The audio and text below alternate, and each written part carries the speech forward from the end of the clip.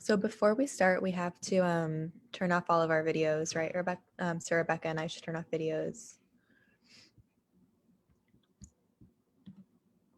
Just a reminder, since Ron joined, that we'll turn off video and sound so that we won't be seen by the audience. Why don't you And all go ahead? Leah too, if you turn your video on, you'll be seen. Everyone mute and turn off your video and I'll hit start in. Remind me again, when the graphic goes across, then I open up my video.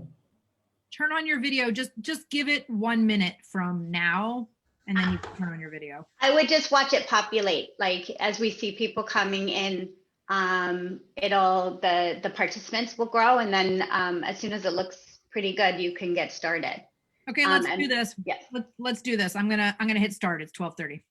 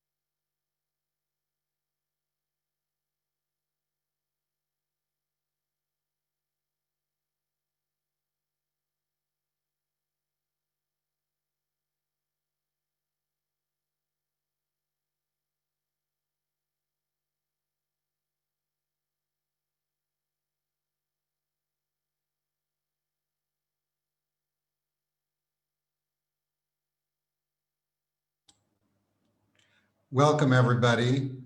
We'll begin in a minute. For now, we're going to take a minute or so and let folks enter into the webinar.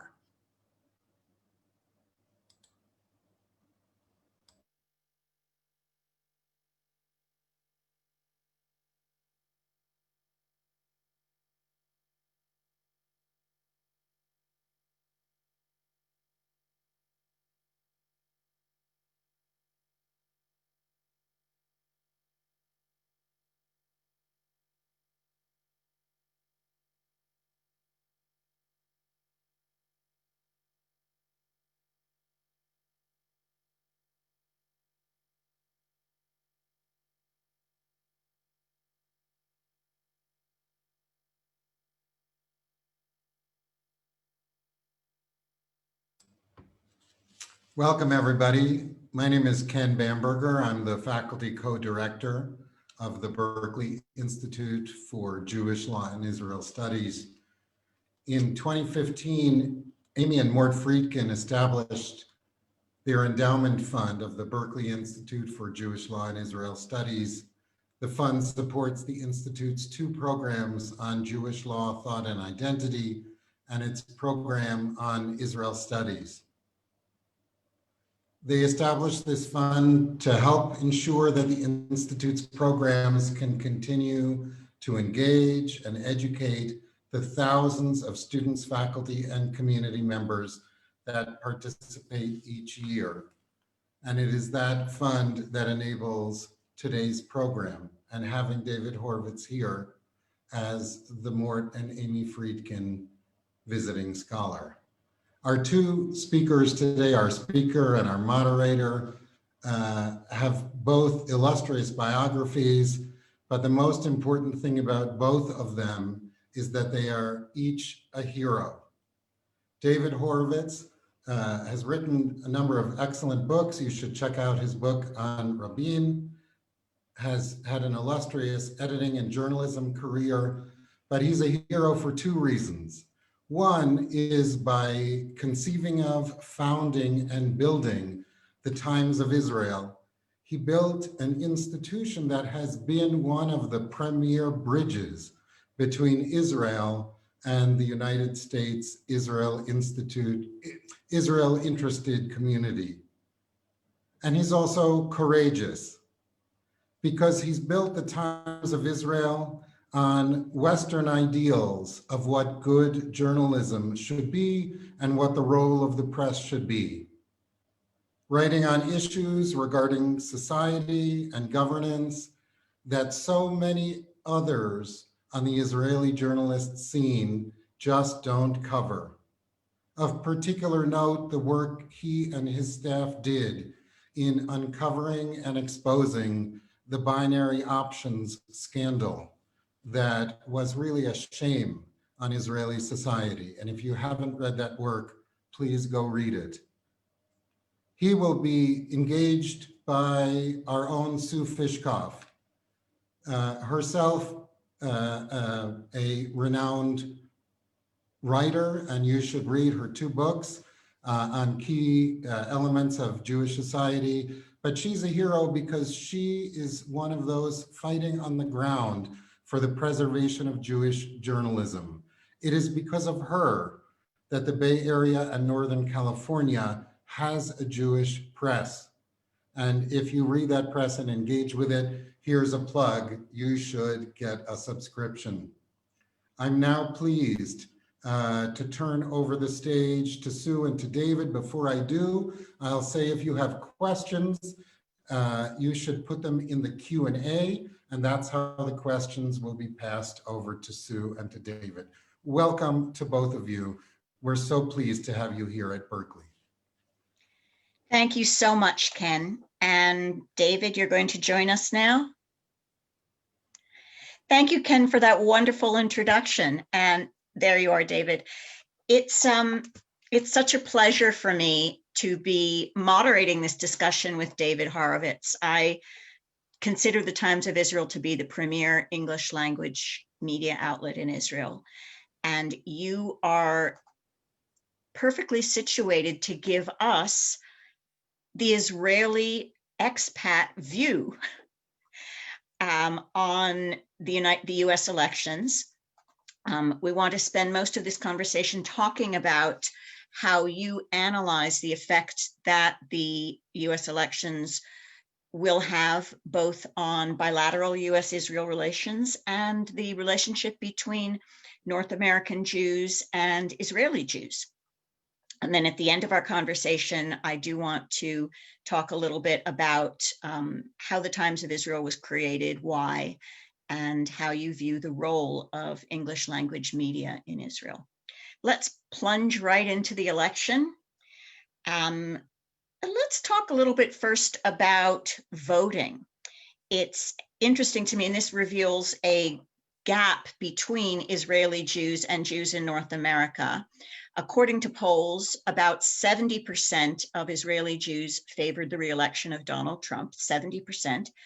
And that figure was exactly reversed, with about 70% of American Jews favoring and ultimately voting for President-elect Joe Biden.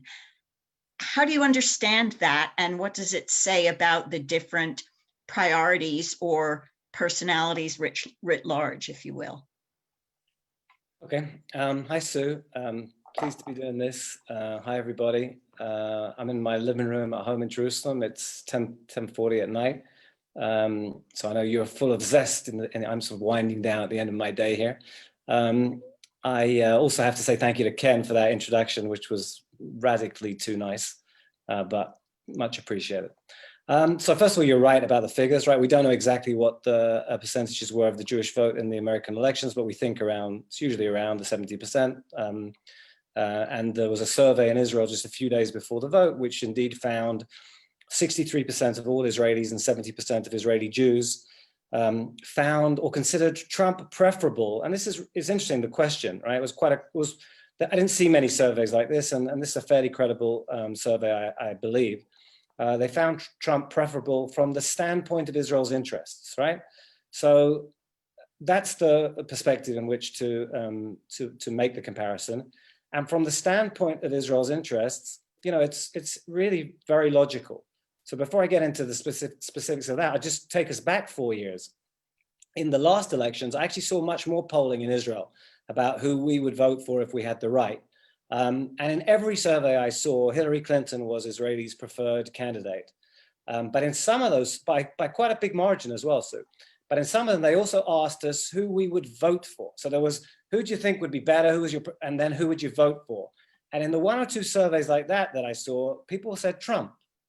In other words, Israelis were saying, if we had the vote, we'd vote for this guy, but completely confusing response, unless you start to understand the theme here. And the theme there was, I think, that Israelis felt they would know where they would be with Hillary Clinton. She may not have been perfect, but she was trusted. She had a track record. Broadly speaking, they would know what they would get. Where Trump, well, they thought he might be terrific, but dependable and reliable and a track record. There wasn't one, and therefore kind of the safe bet. So 4 years on, of course, a very different result. And again, the standpoint of Israeli interests. So in the 4 years, the Trump administration and the president, in words and deeds, did things that were consensually hugely resonant and appreciated by Israelis, not wall to wall, but pretty widely across the spectrum. So, and a lot of this stuff, right? Recognized Jerusalem as Israel's capital. By the way, it's interesting to stress, did not, when he made that move, specify the boundaries or the scope of that Israeli sovereignty. And it didn't rule out some kind of Palestinian stake in the city, but it was a resounding, unprecedented confirmation, recognition of 3,000 years of history and modern Israel. As Trump said at the time, when I come to Israel, I meet the prime minister or go to the president's house, they're in Jerusalem. So there was that. There was moving the embassy from Tel Aviv to Jerusalem. There was coming up with a vision for peace that widely supported, maybe not as consensually as some of the other moves, but pretty widely supported. There was recognition of the Golan. In fact, American recognition of Israeli sovereignty on the Golan when Israel didn't quite do that. We extended law to the Golan in 1981, which is essentially the same thing, but he went a little bit further, if anything. And then the stance on Iran, again, not as widely consensual, withdrawing from the deal, but certainly, I would say, probably overwhelmingly supported or majority supported, and definitely in facing up to Iran on being dismissive of the notion that Iran is not seeking the bomb, and fervent in stressing the desire to prevent them from getting the bomb. And then, of course, in the last 3 months, a quite radical, extraordinary series of events that we felt today, right now, because in Israel today, the Bahraini foreign minister is visiting. My office is in central Jerusalem. I barely got out of work today because they close off all the streets around the King David when important people are staying there. And Netanyahu and the Bahraini foreign minister and Secretary of State Mike Pompeo were all in the area. And they held a tripartite meeting here. This was the first visit by a Bahraini minister to Israel, first official visit, because Bahrain followed the United Arab Emirates and preceded Sudan in signing varying degrees of normalization agreements with Israel. In the case of the UAE, a full peace treaty, although we weren't ever at war, practically speaking. With Bahrain, a declaration of peace and a commitment to full relations. And with Sudan, the beginning of a normalization process. Sudan, by the way, a country that was at war with Israel, that sent soldiers to fight against Israel in the War of Independence. So that was really quite something. For all of those things, Trump is hugely appreciated. That doesn't mean that doesn't mean that 70% of Israelis are taking a stance even on other aspects of Trump. I assume you'll ask me my opinion of certain things as this conversation goes on. I'm somewhat unsupportive of what's been playing out in the last few days, when this disinclination to concede an election that has been credibly called in favor of your challenger, which has kind of strategic implications as well, because there's a 2-month transition process that isn't going terribly well. But on the narrow standpoint of Israeli interests, it's understandable that there's so much support in Israel for the Trump presidency. And Trump's refusal to concede the election has strategic implications already for our relationship with Israel. Today, Pompeo, you mentioned, is in Jerusalem, and was it today or was it yesterday? Your time, he said that as long as Trump is in the White House, we will continue to impose sanctions on Iran. Iran being one of the 2 major policy issues where President-elect Joe Biden is expected to differ greatly from Trump's stance, the other one being settlements. And I want to talk about both those issues with you. Let's talk about Iran first. Biden has said that in his first days in office, he will have the U.S. re-enter the Iran agreement. How is that playing out in Israel? Not well, Sue. Really? We could stop right there. That's the whole story. This is the vice president under Barack Obama, whose administration advanced and signed, along with the key international players, the 2015 agreement with Iran. And we're talking about the same prime minister. Netanyahu was prime minister then, he's prime minister today. We should make the point that Netanyahu does not speak for all of Israel on many matters. By the way, on many matters that are of great concern to diaspora Jewry, including the status of non-Orthodox Judaism and so on. Right. So it's worth drawing that distinction. But on Iran, I'd say pretty wide Israeli dismay about that deal. Again, you're speaking to me, so I'm somebody who thinks that a better deal could have been done. I don't think one should be naive. A deal that was everything that everybody would have wanted would probably not have been co-signed. I'm not even sure it was ever signed, but co-agreed by the Chinas and the Russias of this world. But the stated goal of the negotiations was to dismantle Iran's rogue nuclear program, and the deal didn't even freeze it and doesn't sufficiently inspect it. Netanyahu campaigned against the deal, essentially went to America and lobbied lawmakers against the president in March 2015. That was a very, very controversial move. But Israelis feel quite widely bitter about the deal. There's a sense of grievance about what played out there, that America, Obama especially, told Israelis, you don't know what's in the deal, so it's not clear why you're objecting to it. And once it was done, told us that, well, no deal would have been sufficient for you. And that's really not true. Israel wanted a deal that would ensure that Iran could not progress towards the bomb, and was in fact forced backwards to dismantle the program. And within the deal, they were allowed to continue R&D and missile development within the parameters of the deal. And they're now, of course, breaching the deal after the US withdrew from it, but knowingly and avowedly breaching the deal now. So there's huge room for friction, because the incoming president, the president-elect, is on record. Go look, he wrote an op-ed on CNN during the campaign, in which, as you say, he said, I want to re-enter the deal towards, I think he said, a longer and stronger deal, but he spoke about re-entering the deal. And we've already seen Netanyahu's very trusted ambassador to the United States, Ron Dermer, saying, this would be a mistake, don't do it. And what's also interesting, Sue, is that you've got Saudi ministers and ex-senior Saudis in the last day or two urging Biden not to re-enter the deal. I think the Bahraini foreign minister may have said something not quite as dramatic as that, but certainly suggesting that Biden should consult with America's allies in the region. Because the sense is that the Iranians are playing the long game. This regime is rapacious ideologically and territorially. And as the Saudi Minister of State for Foreign Affairs said the other day, as far as we can see, the only thing the Iranians respond to is pressure. And the concern is that the pressure will be eased. So there is going to be friction over this. And it's not clear whether how Biden's going to go about doing what he said he's going to do, or if he will. But the concern is certainly, it's just a matter of days, and we're only at the beginning of the transition.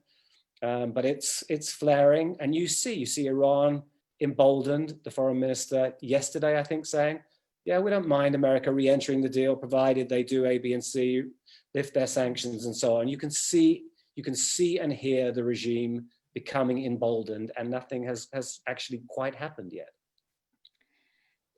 So turning from Iran to the other major area where former President Obama clashed repeatedly with Israel, that being the West Bank, the Palestinian issue, settlements.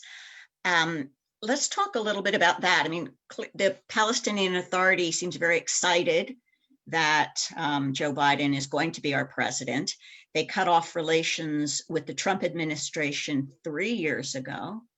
They stopped coordinating with Israeli security 6 months ago, right? And then over the settlement expansion controversy. And then yesterday, the Palestinian Authority announced that they are resuming ties, security and civil ties with Israel, kind of in anticipation of what awaits them under a Biden presidency.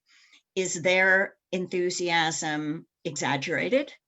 What do you really think Biden can do and will do in terms of working towards a peace deal with the Palestinians? And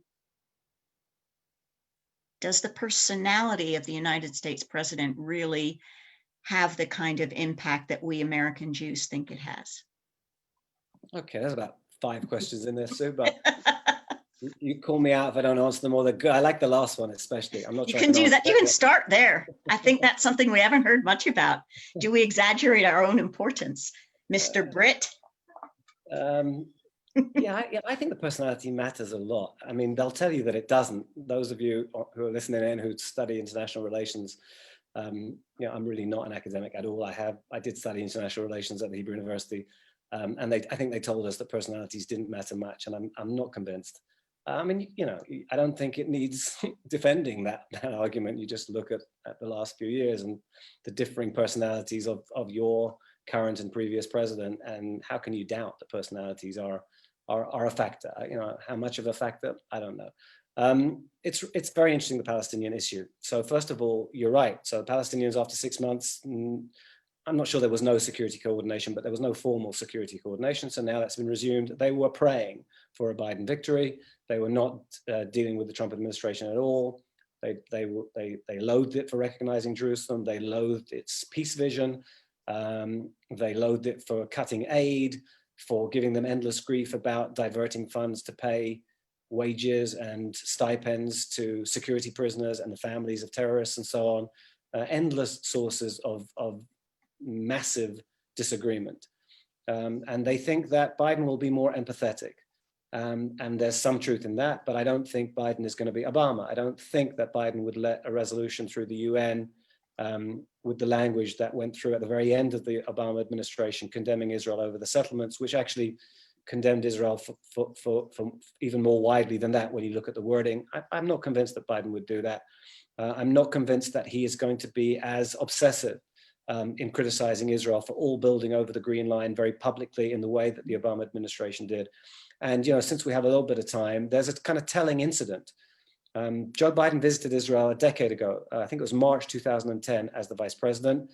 And as he got to Israel, Israel announced that it was building, I think it was 20,000 homes for 20,000, or maybe it was even, no, I'm mistaken. It was building a new neighborhood in an area of Jerusalem called Ramat Shlomo, where 20,000 Israeli Jews already live. It's an Orthodox neighborhood. On the day that Biden got here 10 years ago, they announced new building in that neighborhood. And they'd already had one run-in with the administration about publicly announcing things without telling the administration. This was the second time. And Israel had already assured the Obama administration it wouldn't do stuff without letting them know and so on. And here Biden arrives and they announced this new housing project. And he was very angry. it turned out that this was not something that was deliberately timed by Netanyahu. It was a stage in the process that was approved by a lower level committee under the stewardship of the interior minister, who I personally am convinced did not know that Ramat Shlomo was over the green line in post 67 Jerusalem, if you like. It was a catalogue of mishaps. There was a fundamental fact that Israel was advancing building, but I don't think Biden, by the end of it, thought for a moment that it had been deliberately timed to humiliate him. Netanyahu had just around that time called up Nir Barkat, who was the mayor of Jerusalem, and told him to drop a plan to redevelop a Palestinian neighborhood outside the old city because everything was sensitive. So I think Netanyahu was not trying to humiliate or embarrass Biden. So Biden got very angry, heard the explanations, was critical, and moved on, and gave a very completed the visit in a good atmosphere, and gave a very warm keynote speech that was sort of the main event of his trip. And it was done and dusted as far as he was concerned. Obama kind of revived it a few days later and had Secretary of State Clinton then call Netanyahu a couple of days later, and there was a lengthy phone call. It was a very unpleasant phone call by all accounts, but Biden had moved on, and I think that's quite telling. So I think that you're going to find there's going to be real friction on the Iran front unless something changes, and there's going to be chafing, but not Obama-style semi-open hostility on the Palestinian front. There was something quite interesting in the phone conversation yesterday, both of our times, my time and your time. It took Netanyahu 12 hours after the election was called to congratulate Biden. And when he did, he didn't actually say what for. He said, "Congratulations, Joe Biden. You can go read the tweets if you want." He didn't mention the fact that apparently he'd won the presidency. And Netanyahu did not call Biden president-elect until yesterday, until their phone conversation. And on the readout that the various parties issued, President Rivlin, who spoke to Biden beforehand, because Biden organized the timing, I think, issued a long readout, Rivlin, a very long, warm readout of the call. Netanyahu issued a warm readout, but it was very brief. It's only a couple of sentences. And then Biden's office, I didn't see everything they put out, but they put out, among the things they put out was that Biden had stressed his commitment to Israel's security and so on, and to support for Israel's future as a Jewish and democratic state. Now that's a very significant, it's not surprising, but it's a significant phrase to make sure you've used. Because for Israel to remain both Jewish and democratic, it needs to separate from the Palestinians.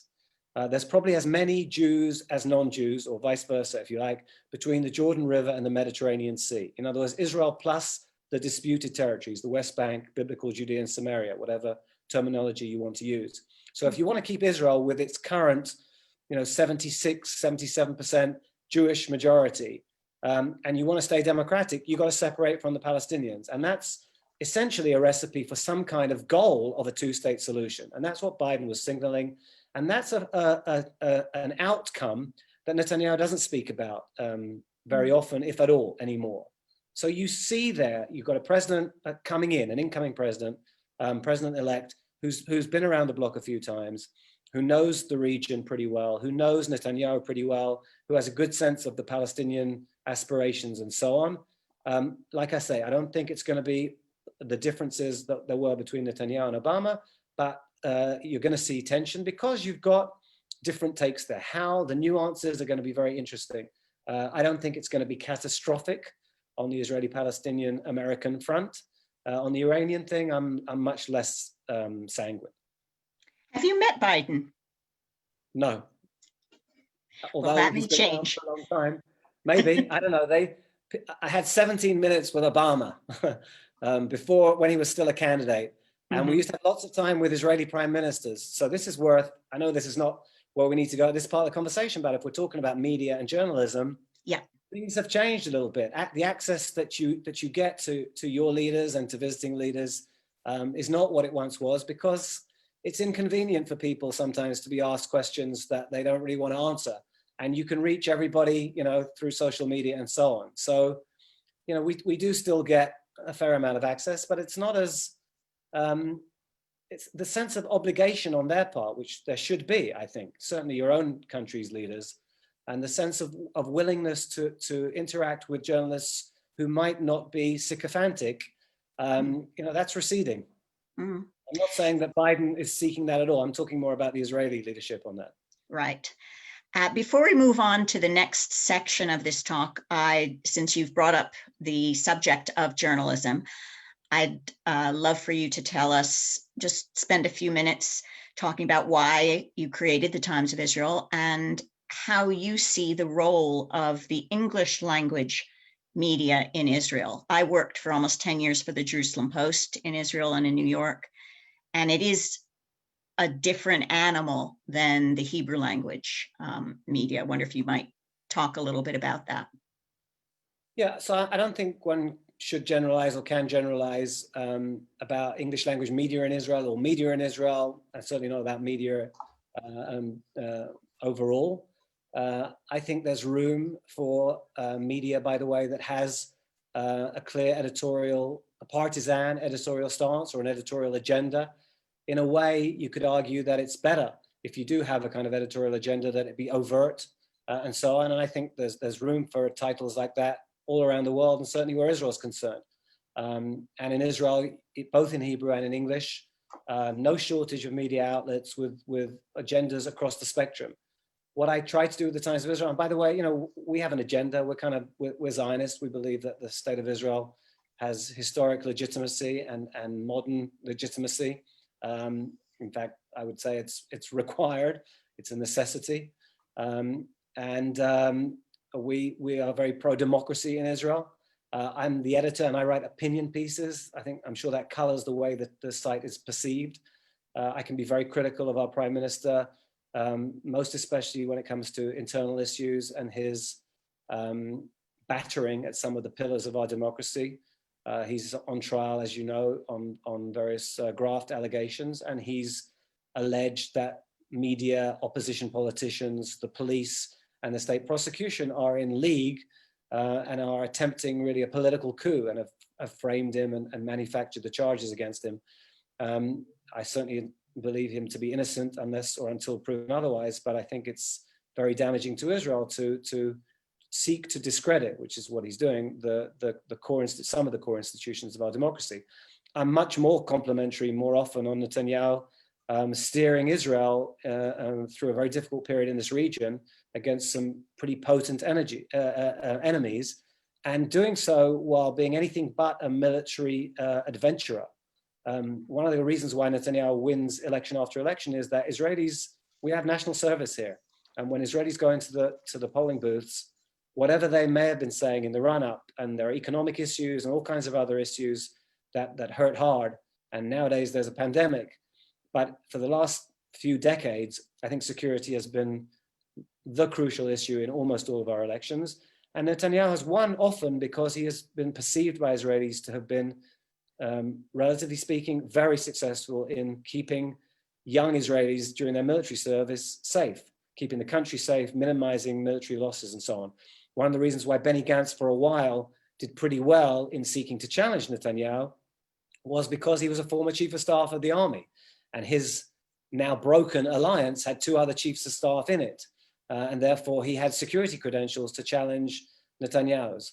But coming back to your question, so, the goal of the Times of Israel is to be fair-minded, is to report Israel, fairly. There's no such thing as absolute truth, and there's no such thing as absolute objectivity, but you can strive to be fair-minded, and you can strive for truth and to keep your biases out of your news reporting, certainly, and to present opinion pieces as opinion pieces and so on. And I'm not saying that other websites in Israel and beyond don't do that. That's something that's really what I wanted to do, to enable people to get a fair sense of what's going on in Israel and the region and the Jewish world, and have enough access to different opinions as well and analyses to be able to draw sensible conclusions. And that's, I don't know if that's a modest goal or a really ambitious one. It's really difficult since you got me going now. Media in this era is very hard. I used to edit the Jerusalem Post, as you know, and I delude myself at midnight when we closed the print edition that, that's it for the day, even though the website was incredibly potent and had huge traffic. There was a print edition. That was everything that we knew about that we could get done by midnight or whatever it was. And now, of course, you can't switch off at all. We're only an internet site. We don't have a print edition. And you're competing with every website in the world, where if you're not fast, you're irrelevant. And the faster you are, the less accurate you can be by definition. And not only are you dealing with mistakes, but you're dealing with deliberately disseminated misinformation. So it's very challenging. It's challenging to be fast and accurate and fair-minded. We're not perfect. And I'm sure, like others, we're trying our best. We can do no more than that. And, you know, I find those same difficulties as the editor of what we purport to be a local Bay Area Jewish community publication, and it's still 24/7. So I can imagine what you go through as the editor of a global media outlet. It really is, it's exhausting, it's difficult. There's a lot more triaging that we do than we did years ago. And it's just what we deal with. I don't know, we've got a lot of students listening to this, so I think it's a really noble profession. It's not particularly well paid, to put it mildly. It's incredibly draining. It requires real smarts to work out what you should be asking and what you should be on the lookout for and what to be skeptical about and how to structure what you write. And if you don't have good independent journalism, your democracies are not going to hold up. So I don't know what all you guys are studying, but some of you, I hope, will go into journalism. Well, we're about to welcome two UC Berkeley students into the conversation now. They are not journalism students. We have Anna and Amir, if you want to turn yourselves on. We have Anna Light. She is a sophomore majoring in anthropology and art. And we have Amir Grunhaus, who is also a sophomore at UC Berkeley, and he is majoring in economics and data science. And hello to Anna and Amir. Hi. And I understand you have some questions for David. Who would like to start? I could go ahead and start. Hi. Thank you for that introduction. Hi, David. Thank you so much for being here with us today and giving us a chance to hear your insights. In my experience, it is very hard being a student that cares both deeply about social justice and also wants to engage actively with Israel on campus. And it has been even harder thus far under a divisive leadership of Trump and Netanyahu. So my question today is, how do you suggest one navigates both of these interests? And to add to that, how do you think that there will be a big difference in the conversations that we'll see on campus under a Biden presidency? Okay, so hi, Anna, and thank you for the question and for assuming that I can make any kind of a stab at an answer, but I'll try. What difference, I'll do the second one first because I really can't answer that. Look, I think, you know, I'll take the question even wider, right? Essentially, what we would like, what I would like, and I think most Israelis would like, we would like Israel to remain what it had been and maybe still is in the United States, which is broadly a bipartisan issue. We are an imperfect and astonishing democracy in a region where that is not taking hold. We're the only democracy in the Middle East, and we don't love that exclusive title. We'd like to be joined by other democracies. You know, our Arab minority have equal voting rights for sure, freedom of religion, freedom of press, equal educational and job training opportunities. I wouldn't say so at a local level. Is it getting better sometimes? But that's my point. Imperfect, but astonishing, and something not to be taken for granted, and something we insist upon. And it's very inconvenient internationally because people who speak for Israel can speak all the way across the spectrum with no fear of consequence. That's a pretty stark contrast to, you know, most of our neighbors and so on. So we would hope, and we think we deserve to be a bipartisan issue because we think that the relationship with the United States is mutually important. We share values, notably the commitment to freedom, and we share interests. We're on the front line in a really nasty region against some pretty dangerous people for whom we are the little Satan, if you want to use the Iranian concept, and you guys are the big Satan. So we better share intelligence and be smart together and work together, right? So there is a danger, and I think that Trump and Netanyahu certainly made it easier for people to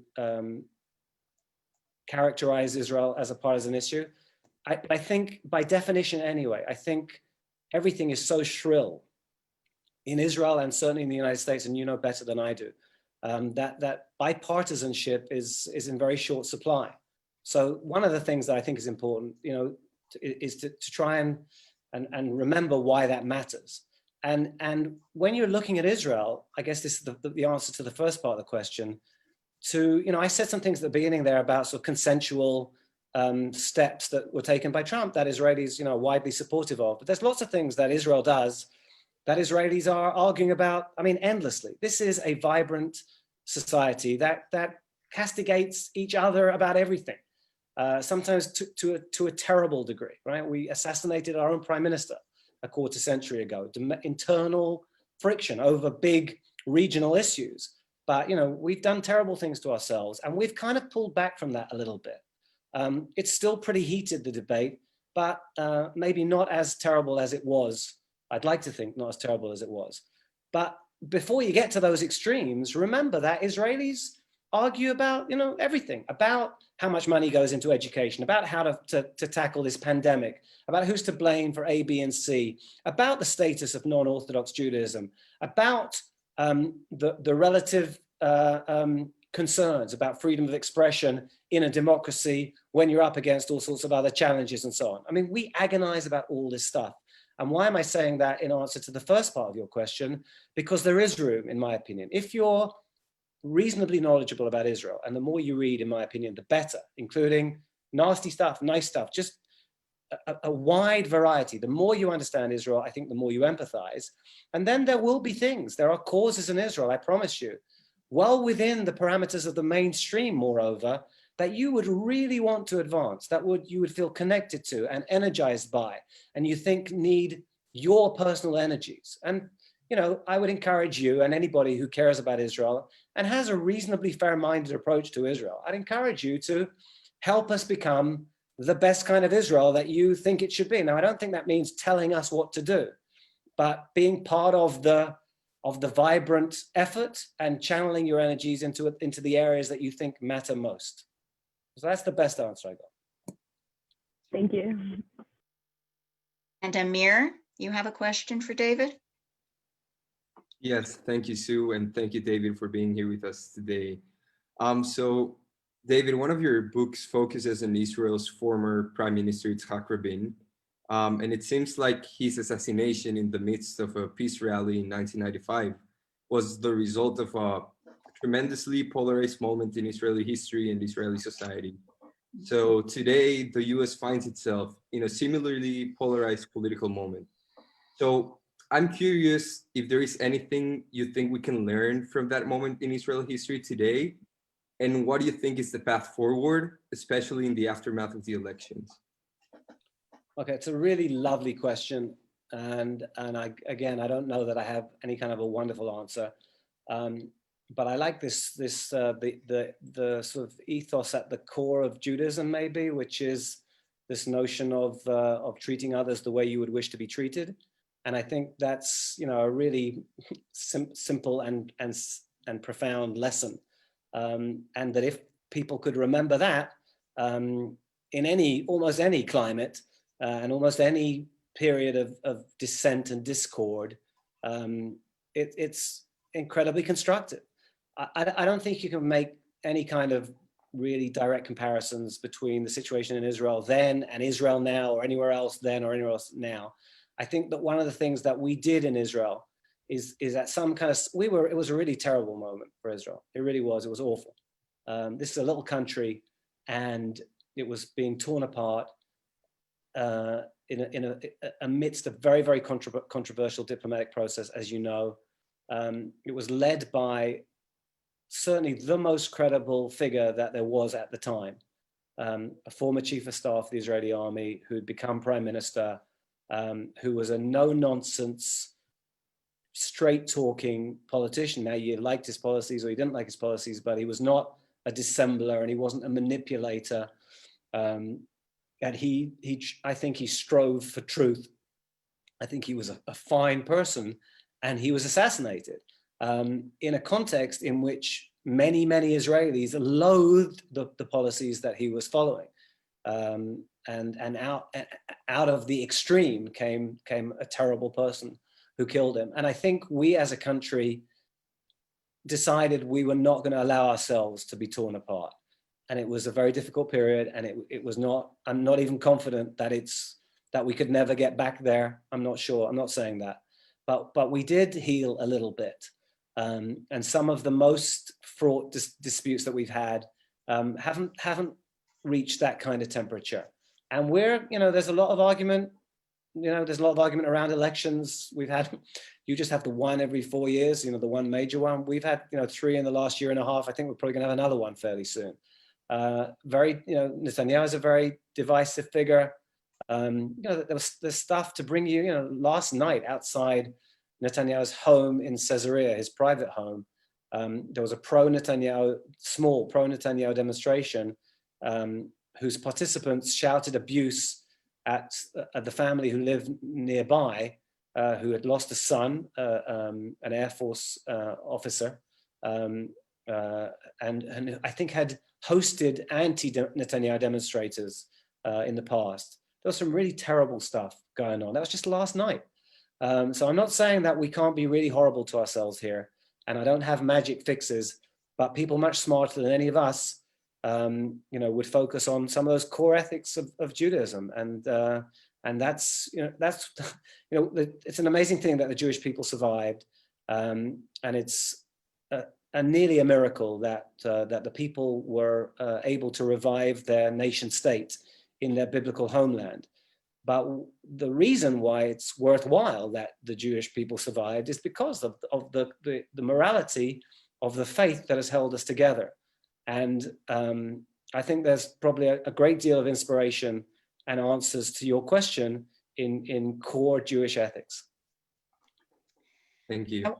I want to thank both Anna and Amir for your questions, and note that they're both fellows in the Berkeley Institute, which is testament to their deep and abiding interest in Israel and in the U.S. Israel relationship. We have about 15 minutes left. A lot of questions have come into the chat, so I'm going to pull some of them out for you, David. Here is one that I like. If you would comment on the importance of the advisors that President-elect Biden appears likely to choose in terms of how they might influence the U.S. relationship with Israel. The questioner here notes Susan Powers, who appears likely to be an important voice in the Biden administration, and she does have a history of animus toward Israel. I don't know if you want to comment on her particularly or any other advisors. And related to that, who would you like to see as Secretary of State? Yeah, I want to duck both of those questions simply because it's not my expertise. I've watched, if there are people from the Obama administration who are likely to be key figures in the Biden administration, I would know some things about them, but I don't know who he's going to choose. And there are people who are much smarter than this. I can just about tell you, I'm not even sure I would tell you who I would want to be our foreign minister. I don't mind our foreign minister at the moment. He seems like a nice enough guy, Gabi Ashkenazi. I would hope that, we were talking before about, the importance of the people at the very top. I think some of these senior positions matter a great deal as well. But if the top two in that president-elect, vice president-elect team, I'm certain I won't agree with everything they do, and I'm already worried on the Iran front, as I've made clear. But I think broadly speaking, let me ask you a wider way still. Israelis seek in the people that we interact with, most especially in the American administration, but everywhere, people who recognize what we're up against, who doesn't mean they have to agree with everything, and we don't agree with everything that this or that government does, but who recognize this is a pretty small country in a really complicated region. It's a really small country. When you're taking your news from The Daily Show, as was the case a few years ago, and The Daily Show is showing tiny Gaza and huge Israel, it's a little bit misleading, because if you pan back a little further, you'll find really tiny Gaza, pretty tiny Israel, and a vast Middle East, right? We're you know, it's an hour's drive from Jerusalem on the eastern edge of Israel to the sea on the west, right? It's a small country. The challenges are acute.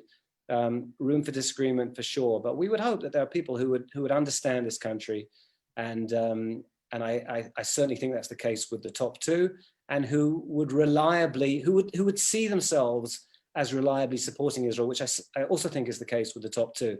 Now, that doesn't mean that it's going to play out like that, because I think Iran, for example, is a pretty dangerous enemy, and there's going to have to be a lot of wisdom there. But if the predisposition to be supportive of Israel that you see with the president-elect and the vice president-elect is reflected in their team, you know, that will be a good thing. And I think it's reasonable to hope that that will be the case. Your deep concern about Iran is replicated by our questioners. I'd say more than half, maybe even 2/3 of the questions that I'm looking at right now from the audience have to do with Iran. So here are two that came in right after each other. One person saying reports suggest that even with the sanctions, Iran is closer to becoming nuclear than ever before. What will Biden do about that? And then the question right after that, isn't Israel more secure with respect to Iran at the end of this Trump administration than it was at the beginning? So I wonder if you would address those questions, which both have to do with the effect of the U.S. administration on Israeli security with regards to Iran. Yeah, it's those seem like very simple questions. That the whole Iran issue is pretty complicated. So taking the questions literally, are they closer to the bomb? I think they might be, but you should ask people who are more wise than I am. And the reason I say that I think they might be is because I think they have improved their technical capabilities, both when it comes to faster enrichment of uranium and their missile delivery systems, right? I don't think that they have, I don't think that if they were to break out, I think they're probably to try to break out. I don't know if they could do it more quickly now than they could have done it 4 years ago. And insofar as I think they may be closer on the technical side, it's because of the deal, not because of the last 4 years, but because of the deal that preceded the last 4 years. Within the parameters of that deal, for example, they were allowed to do R&D on centrifuges. We just heard in the last couple of days that they're installing, in breach of the deal, in open breach of the deal, they're installing and starting to send uranium gas, I think is the terminology, into advanced centrifuges. So I think that both their technical capabilities and most recently, they're even sort of doing some stuff that they weren't doing before. That's pretty worrying. Is Israel more secure than it was 4 years ago? So again, it's a complicated question. I think that the Iranian regime has felt the pressure more in the last few years than it was feeling before. I think it felt itself to be, in terms of the long game, in a pretty good place 4 years ago. And this, I got to stress, this is one person's take, and I'm a journalist, and I want to come back to what I mean by that in a second. And I think now, the financial strains on them are harder. So I'm not sure whether Israel's more secure. I think they've been feeling themselves, the Iranians have been feeling themselves, the Iranian regime, more under pressure than they were.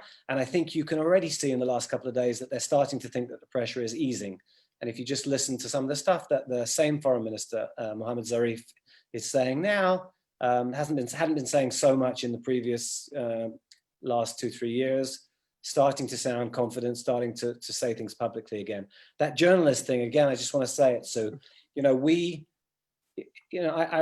I'm editing a very resonant website, and it has significance what we publish and so on. But we have some reporters who are real experts in their field. Am I an expert on Iran's nuclear program? I'm not. Have I had access to privileged information on Iran's nuclear program? Really not. Have I looked pretty closely at what has been available? Yes. So, the wisdom is no greater wisdom than anybody else has to draw on. It's, I deal with it a lot, and I spend a lot of time speaking to people and looking at information and so on. Just bear that in mind, that what I have to say about this, there are people, maybe the best way to end this long answer, I'm sorry. There are people in the Israeli security establishment who would disagree with almost everything I've said on Iran, I promise you, who would say that the original deal was as good as it could be and that Trump made a terrible mistake in withdrawing from it. All the opinions are out there, including among the most well-versed people.